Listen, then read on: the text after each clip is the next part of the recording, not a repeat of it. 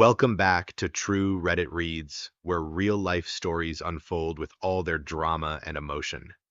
Today, I'm taking you inside a bizarre hand-washing war sparked when one mother decided to target my family simply because my daughter washed her hands for the full 20 seconds. From accusations of obsessive-compulsive disorder, to CPS knocking at our door all the way through, to a calculated campaign of social harassment, you'll see how I, a water resources engineer, used hard evidence data and community solidarity to protect my child and reshape an entire system. If you're ready to pull back the curtain on this dark spectacle, expose the harasser, and witness the power of reason triumph over lies, hit play now. Chapter 1: When Washing Your Hands Becomes a Crime. I still remember that evening of back-to-school night last year when everything started to go wrong. I was seated chatting with a few other parents in the auditorium when my husband suddenly turned around, his face creasing as he looked toward the door. There stood Linda, always so friendly when we saw her, pressing her hand to his chest, her eyes gleaming with an unsettling desire. She asked him, "Do you ever feel lonely when your wife has to work late?" He brushed her hand away awkwardly and stammered, "I should go find my wife." From that moment on, Linda seemed to embark on a personal campaign of revenge. The very next week, I discovered she had been secretly tracking our every move, photographing us dropping our daughter off at school, noting down my car's license plate, even posting the images on a website called Crazy Families. I had never done anything to provoke her. Simply because my husband chose to keep his distance, she decided to turn my life into a living hell. Things truly exploded when Penelope, my daughter, was awarded the school's Health Hero certificate for diligently washing her hands for the full 20 seconds. She beamed with pride as she held up her certificate, her eyes shining with joy. And I felt a simple happiness in having taught her to follow the CDC's health guidelines. But Linda saw something else. She appeared immediately after the award ceremony, her voice rough as she warned me 20 seconds of hand washing is a waste of water. That's compulsive behavior. I smiled lightly. "Ma'am, 20 seconds is the medical standard and it uses less than a gallon of water." Linda merely shrugged, shot me a glare, and walked away under the indifferent stares of the other parents. But that was only the beginning. From that day on, I became her sole target. She complained to the principal that I was picking up my daughter early, that I parked aggressively, and even messaged other parents claiming I was training my child to be an OCD patient. There were endless phone calls, formal complaint emails, and every time there was a parent meeting, she showed up with those obsessive, scrutinizing looks. I could have stayed silent and let it go as I had before. But when Penelope asked me, "Mommy, why does Mrs. Linda hate me?" my heart ached. My daughter simply wanted to wash her hands clean to avoid getting sick, yet she was branded as engaging in sick behavior. I wondered, did Linda ever stop to understand that my daughter was just trying to protect her health? Or did she merely want to vent her anger on anyone connected to us? One morning, the doorbell rang urgently. Child Protective Services and a police officer stood on my front porch, asking to inspect every corner of the kitchen, the bedrooms, and the places Penelope played. The little girl ran down shyly and asked, "Why are the police here, Mommy?" My heart tightened as the two officials outlined a series of allegations. This family is holding their child in the basement, forcing her to wash her hands all day, abusing water. It struck me like a blow to a mother's pride. I knew it all originated from Linda's complaint. A few hours into the exhaustive investigation, they left with puzzled expressions thanks to the array of evidence I had prepared on the fly: medical records, the CDC guidelines, and photos of my daughter happily washing her hands. But my worry didn't vanish. I looked at my daughter's anxious eyes and reminded myself this was only the beginning. I couldn't allow Linda to continue sowing misery. Without a clear plan, she would surely come back with an even heavier blow. That was when I decided I had to become a silent warrior, armed with truth data and evidence to protect my daughter. From now on, I would document everything, every word spoken, every footstep taken, every call made, so that one day, when all the facts are laid bare, no one could dispute them. And this story is only just beginning.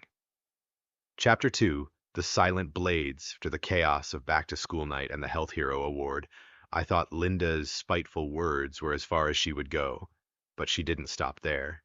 Refusing to back down, she launched a systematic campaign of harassment aimed squarely at my everyday life. In the weeks following the ceremony, I received a torrent of lengthy emails from the principal. Linda accused me of picking up my child too early, violating the official dismissal policy, complained that I blocked the driveway with my car, then griped that I handed my daughter too many wet wipes, wasting resources. Every line of her emails quoted school regulations and linked to relevant reports, but only applied to me. She forwarded these copies to the entire parent committee, sparking whispered gossip behind my back. Not daring to face her alone, I reached out to a few close parent friends, but they only shook their heads, too afraid to speak up. Everyone knew Linda had once been a model PTA member and was on the local water co-op board. Her reputation made people reluctant to cross her. I realized then that in her eyes, I was a blank sheet, just waiting to be sullied. One afternoon when I picked up Penelope earlier than usual to avoid traffic, Linda appeared from behind a tree. She stepped forward, her voice icy, picking up early again. "You're disrupting the school's schedule." I forced a polite smile. I just wanted to beat the traffic. I don't want Penelope to get hungry. She squinted and sneered. "Spare me the excuses. You're undermining school discipline." Without waiting for my reply, she turned on her heel and strode away, leaving the other parents looking at me with pity. I tried to smile and reassure my daughter, but my heart was heavy. She clutched her backpack straps, shrinking into herself. On another day, I ran a quick errand at the neighborhood grocery store just 5 minutes from home. As I stepped into the produce aisle, I spotted a familiar car parked outside. Its driver's side window rolled down, and there was Linda peering in intently. I swallowed my nerves and went inside, but I could hear her muttering into her phone. "Wait for me a bit longer. I've got some hot intel coming." My heart pounded. When I came back out, she was gone. Only the sleek black car remained. I snapped a photo of the license plate and silently vowed every move you make will be documented. At that point, Linda even cloaked her stalking under the guise of community health concerns to manipulate school staff. She phoned Penelope's homeroom teacher, claiming my daughter's behavior was distorted and insisting they limit her hand washing to just 5 to 10 seconds. The teacher told me afterward, "Mrs. L seems overly worried," then fell silent. Even that brief remark made me realize she was working the collective psychology, not just attacking me. By evening, the parent chat group was ablaze with her latest message, requesting the school review its hand-washing policy. We can't turn our school into a water factory. Within 5 minutes, dozens of parents chimed in, their agreement tagging each other and demanding an emergency meeting. That post created a small uproar, and I knew the water war had already spun out of control. I even learned from another parent, Catherine, that she'd been quietly taking photos of Linda as she slunk across the school grounds. Catherine whispered to me, "You're not the only one she's watching. Don't feel alone." I managed a strained smile, feeling both comforted and bitter. I wasn't alone after all, yet there were others suffering too. By day, I endured tense confrontations. By night, I recorded audio, took photos, and saved every email and text message. I tracked water usage to counter Linda's claims, point by point, logged every phone call, and noted each shift in her tactics. Each evening, Penelope would look up at me and ask softly, "Mommy, will we see Mrs. Linda again today?" I held her close and stroked her hair. "I'm here, sweetheart. You don't have to be afraid." Then came Linda's biggest move. Yet she posted a series of articles on a local community website titled "Perverted Practices at X Elementary." The headline read, "Hand Washing Tyrant," or "Hero 20 Seconds or 20 Minutes," alongside a photo of Penelope clutching her soap cup, her innocent eyes staring wide. The story spread like wildfire. Parents turned suspicious, rumors swirled. My phone buzzed nonstop with alerts. Have you seen this? I sighed deeply. This fight was no longer just about harsh words. It had become a battle for survival. I understood that once people start believing the lies, it won't just be my reputation at stake, but my very right to mother and protect my daughter. Staring up at the night sky through my window, I whispered to myself, I must stop her before it gets worse. But how, when she'd weaponized the entire social network against me, I realized I needed a calculated, evidence-based counterstrike, a meticulously planned defense built on facts and data that no one could refute. Chapter 3. The CPS Offensive. The next morning, I woke to the sound of pounding at the door. Wait, had CPS actually shown up at my house? I hurried to open the door and found two social workers and a police officer standing on my porch, their expressions grave. Behind them stood Penelope, her eyes wide. "Mommy, why are there police here?" she asked. I gripped her hand tightly and forced a calm tone. "We're okay, sweetie. I'll explain everything later."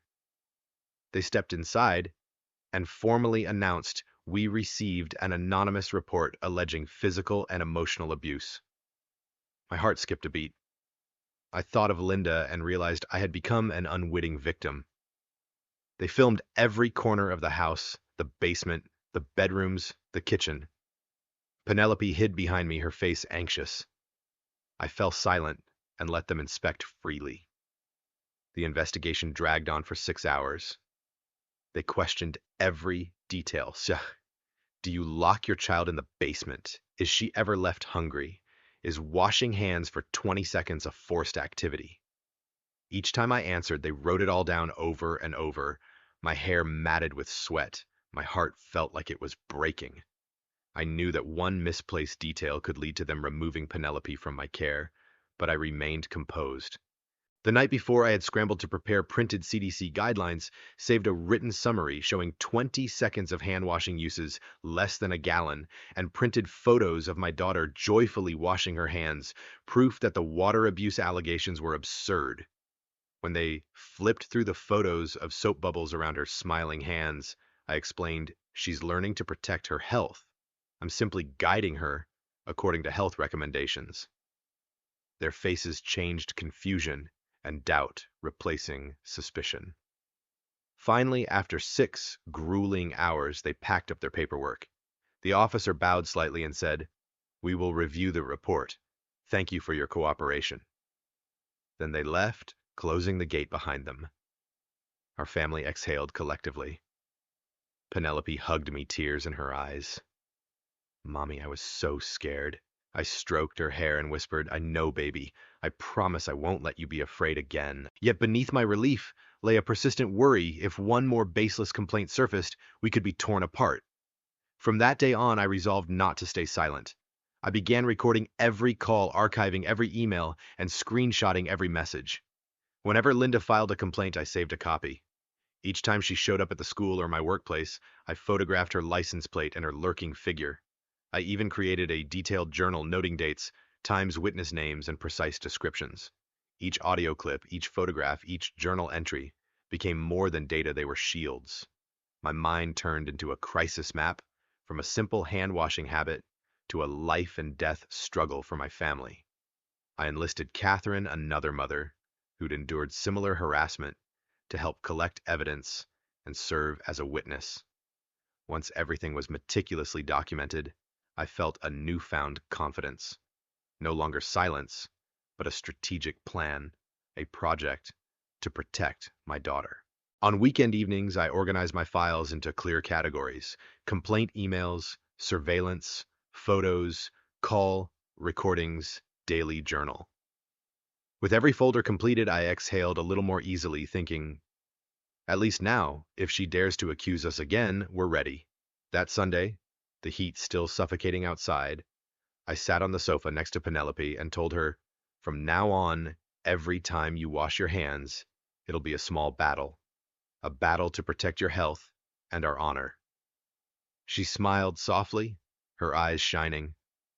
"I'm ready to fight with you, Mommy." I returned her smile, feeling a surge of unexpected strength. An ordinary mother driven to the brink could become a warrior. Chapter 4, The Master of Social Terror. A week after the CPS ordeal, I thought the storm might finally subside. Little did I know that Linda was moving her game to a far more dangerous board the entire community. On Monday morning, my phone exploded with messages in the parents' chat group. L has filed another complaint with the principal. Who's going to address this 20-second hand washing nonsense? We're wasting millions of gallons of water every year. Before I could reply, a second message arrived, a link to an online article. The bold headline read, "Turning hand washing into a farce. When a family becomes hand washing monks." They cherry-picked data and labeled Penelope a compulsively indoctrinated child. My heart sank that it wasn't just harassing individual parents anymore, she was steering public opinion. By noon, I'd received an email summoning me to an emergency meeting about the hand-washing issue at the school. Of course, she had used her distorted report to force a special session. I arrived to find the conference room packed shoulder to shoulder. Parents glared at one another as Linda's sharp voice cut through the room. We cannot allow our children to be trained in obsessive behavior. Some parents nodded in agreement. Others rolled their eyes. I took a deep breath and stood. May I speak? Every head turned. I began calmly. I'm a water resources engineer. Every day, I calculate consumption for hundreds of thousands of households. Washing your hands for 20 seconds per CDC guidelines uses only about half a gallon of water. My daughter received the Health Hero Award not for compulsive cleansing, but for learning to protect herself and others from disease. I displayed a simple chart comparing water use for lawn irrigation car washes and 20-second hand washing. Eyes widened. A hush fell, broken only by whispers. Only half a gallon. Someone leaned forward asking how I'd calculated it. Linda bristled and jumped up. Who authorized you to use those figures? That's just theoretical. I smiled. These are real measurements. I can attest to them. An uncle named Adam at the back applauded. She's absolutely right. Gradually, other parents nodded. A few even voiced support. Linda sputtered attempts to interrupt, but no one paid her any mind. I continued outlining not only water use data, but also the health benefits backed by medical studies versus any negligible water savings. When I finished, the room fell into an unusual silence. The principal summarized, maintain the 20-second hand washing policy, recommend, but not mandate it, and invited all feedback in writing. The meeting closed amid murmurs praising my professionalism. As I left, I overheard two teachers whispering, "Thank goodness she spoke up." I thought Linda had everyone fooled. Now the kids can wash their hands without guilt. I smiled, feeling for the first time that I'd reclaimed control, but Linda wasn't one to accept defeat. That afternoon, Catherine messaged me she's calling for a larger parents' meeting and plans to invite the press. Sure enough, the next morning, the school grounds were swarmed with reporters and cameras. They peppered parents with questions. How do you feel about the water war? Who's responsible for spreading these false claims? Many parents fumbled. A handful pointed at Linda. She flailed, insisting she was in the right, but her charade was exposed. Instead of dying down, the story exploded when a local TV station ran a sensational segment, 7-year-old girl investigated by CPS for overzealous hand washing, complete with staged images of Penelope locked in a bathroom. I immediately contacted the station, sending them my full explanation. CDC evidence statements from the principal and the school nurse. I demanded a retraction, but they offered only, "We're reviewing your materials." That evening, Penelope broke down in tears. "Mommy, why is everyone saying those things about me?" I held her tight, tears in my own eyes. "Sweetheart, you did nothing wrong. I'm here with you, but we have to stay strong." I stayed up late compiling every meeting minute, news clip, and reporter's question. Like assembling a technical report, I organized my arguments, selected irrefutable evidence, and prepared for my biggest move, yet a public meeting with the school board and the press. Linda would have nowhere left to hide. The cards were on the table. Before dawn, I typed and sent an open invitation to the principal and all parent representatives. I demand a public forum to address every misunderstanding and restore my daughter's good name. As I hit send, I reminded myself I'm not just defending my child, I am defending truth, reason, and the sanctity of our family against waves of deceit. Chapter 5. Gathering evidence and rallying allies. After the press meeting and the parents' session, I realized I couldn't continue alone. To stop Linda, I needed irrefutable evidence and people willing to speak up. I began by turning every interaction into data. Every message from Linda, every complaint, email, every phone call was saved. I installed an automatic call recording app on my phone. Now any call from an unknown number was recorded. When I spotted Linda at school, I didn't confront her directly, but discreetly filmed her stalking my license plate. Every photo and video became undeniable proof. Next, I reached out to Catherine, the mother who had quietly warned me. One weekend afternoon, we met at the little cafe near the school and sifted through stacks of documents. Catherine pulled up Linda's old email accusing her of irresponsibility simply because she forgot to submit a PTA form, an utterly baseless charge. Catherine produced her receipt for the union's gift order to prove she'd done nothing wrong. We photocopied everything, annotating dates and times. Then I tracked down another mother, Maya, the woman who'd sat front row when I presented the water use data. She revealed that Linda had held a small, private meeting at her home, coercing parents into signing a petition to limit hand washing time without school authorization. Maya also had photos of Linda plastering flyers all over the bulletin boards, inciting other parents. One screenshot showed a counterfeit petition, complete with forged signatures. Linda wasn't just harassing us, she was fabricating documents. I consolidated it all: emails, flyers, photographs, recordings, covert video. Finally, I gathered testimonies from 3 other families Linda had targeted: Catherine, Maya, and Lynn from the adjacent class. They agreed to serve as witnesses and signed a joint affidavit detailing Linda's pattern of behavior. Ever since Mrs. A refused her demands, Linda began. Times she lurked behind the playground. The baseless, anonymous complaints sent to the principal. I then officially formed the Family Support Network, a private online group exclusively for parents who'd been victimized by Linda.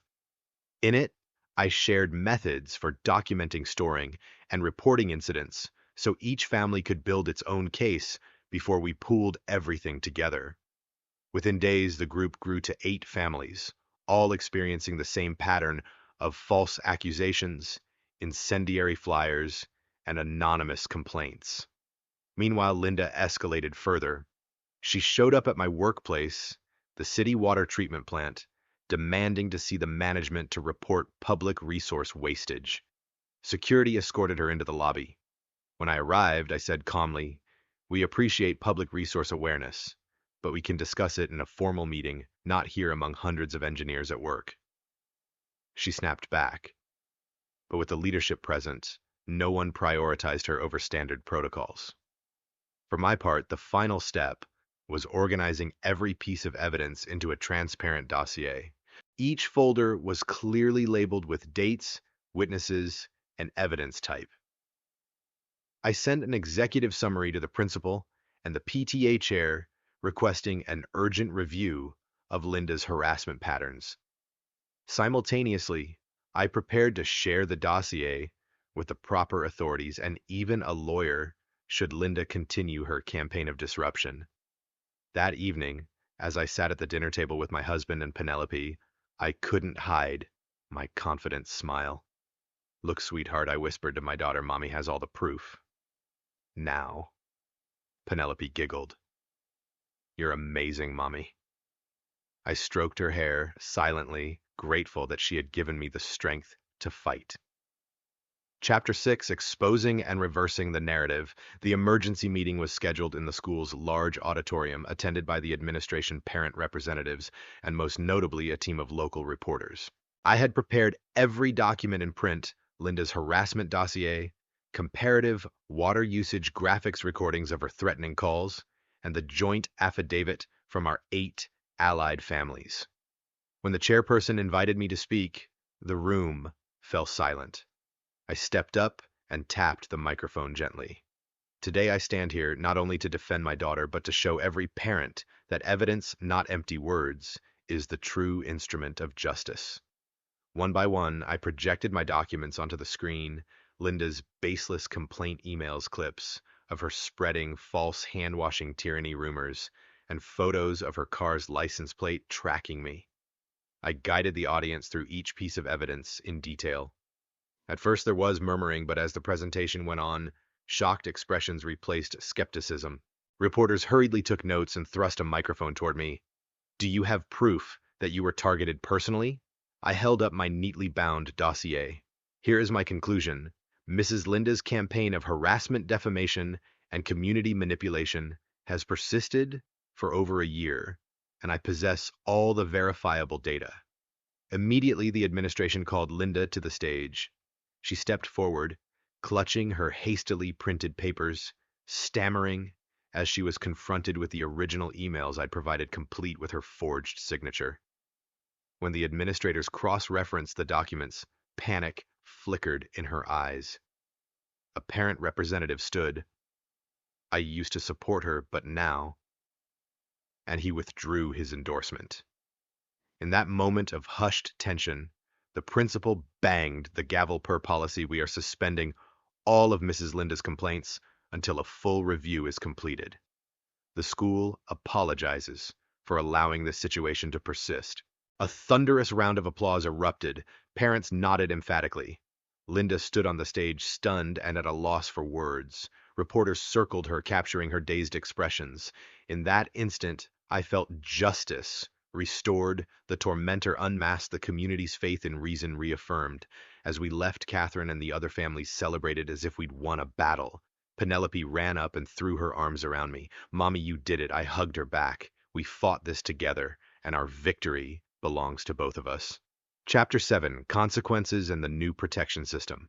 After the public meeting, I thought I could finally exhale, but I knew a social battle doesn't end in a single day. Instead, it ushers in a rebuilding phase, restoring trust, and safeguarding the community against further harassment. The very next morning, the administration convened an urgent session with the school board to draft new policies. I was invited to participate. When I entered the room, I saw the freshly printed policy. 1. All parental complaints must include verifiable evidence, emails, signed documents, photos, videos. 2. Parents who repeatedly file baseless accusations will be barred from attending extracurricular events. 3. Teachers and staff may refuse to engage with disruptive parents and must immediately report them to the oversight office. I took notes silently. This was our new fortress, shielding honest parents and students from future defamation tactics.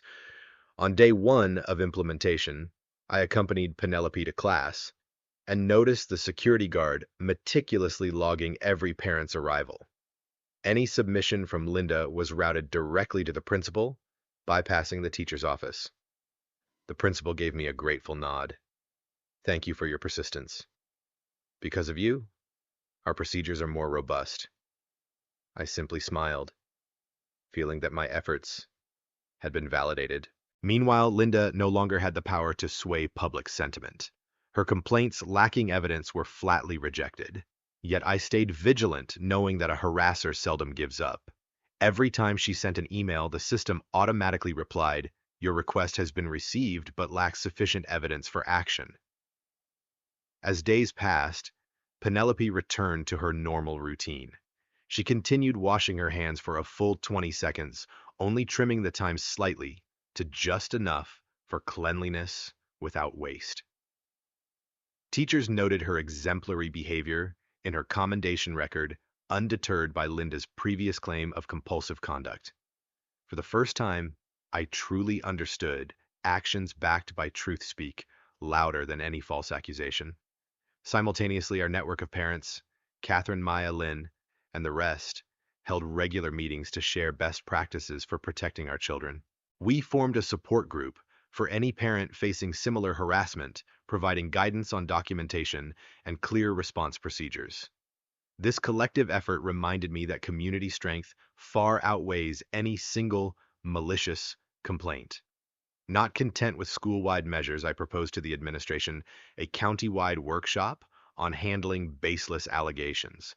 I served as the speaker presenting methods for evidence gathering, interpreting scientific data, and following proper complaint protocols. The workshop invited police officers, lawyers, and psychologists. It was a resounding success, and other schools began to adopt our model. I wondered if Linda had had a legitimate channel to voice her concerns and a clear process to present real issues would she have resorted to such escalation. But that question no longer mattered. What mattered was that we had built protective walls within the system strong enough to block any sabotage. Late that afternoon, I picked up Penelope and watched her happily invite a friend to play my Heartlight with relief. I recalled the moment the principal announced the new policy. The room erupted in applause. That applause wasn't just for me, it was an affirmation of our community's confidence in a safe, transparent learning environment. Before leaving, I spoke briefly with several new parents. If anything seems off, call me. My fellow moms and I are here to help. They smiled gratefully, and I knew our bond had grown stronger. Chapter 8: An Open Ending and Faith in the Future. Time passed quickly, and summer arrived, leaving the schoolyard empty of students. I watched Penelope playing with her friends without a trace of worry.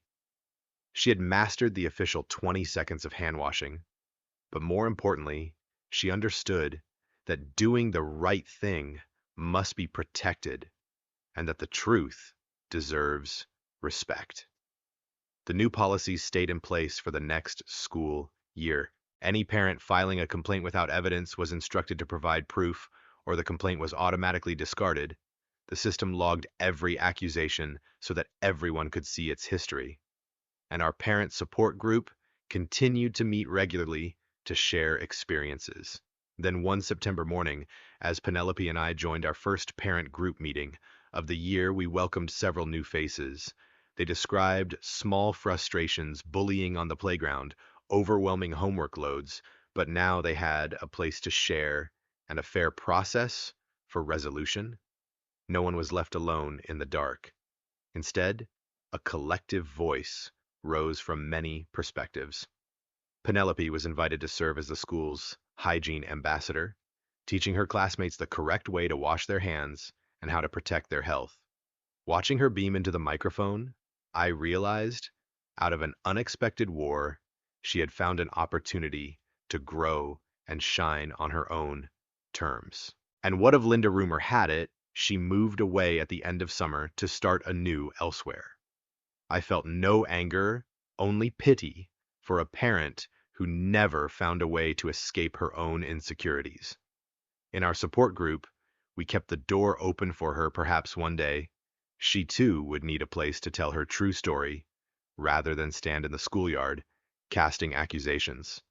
Still, I know not everyone changes, yet our community, especially this circle of parents, had matured. We are confident that next time someone tries to stir trouble, there will be procedures, there will be evidence, and there will be a united voice to stop them. That evening at dinner, Penelope excitedly told me about a new classmate who had just transferred in. She had brought him to our hand-washing circle. I laughed and said, "Wow, you really are a true health hero now." She nodded earnestly. "It's not just about me anymore, Mommy. I want to help my friends too." A lightness filled my heart. The journey to protect my daughter had transformed into a journey of building trust for the entire community. The policies, the workshops, the support group all reaffirmed the power of transparency and collective strength. The battle with Linda may have ended, but the work of protecting our children's health, reason, and happiness goes on. I hold fast to one belief: when every parent understands their rights and responsibilities, when every child is properly protected, and when a community stands together, there is no room for the darkness of deceit to flourish. And that was my journey from being attacked for 20 seconds of hand washing to successfully exposing every defamatory scheme, forging new protection policies, and uniting our community. This fight not only safeguarded my daughter, but helped our entire school and parent body understand the power of rights, responsibilities, and solid evidence. If you found this story helpful, don't forget to like, share, and subscribe to True Reddit Reads so you never miss another viral True Reddit story. Drop a comment below with your thoughts, and if you've ever faced something similar, I'd love to hear your story. Thanks for watching, and I'll see you in the next video because every voice deserves to be heard.